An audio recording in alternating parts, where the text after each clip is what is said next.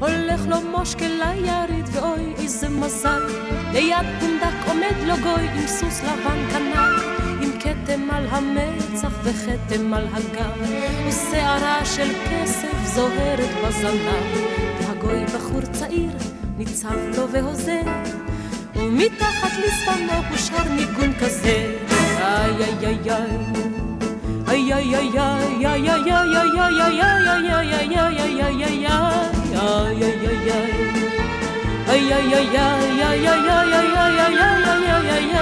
איי איי נא למדני את השיר עשה נא לי טובה, כך אומר לו מושקה והגוי בפיו תשובה, תשלם לי קודם כמו שמקובל, מחירו של הניגון הוא 50 רובל. מושקה את צרורו מוציא ומשלם מיד, ואחרי דקה שרים שניהם כאיש אחד, איי איי איי איי איי איי איי איי איי איי איי איי איי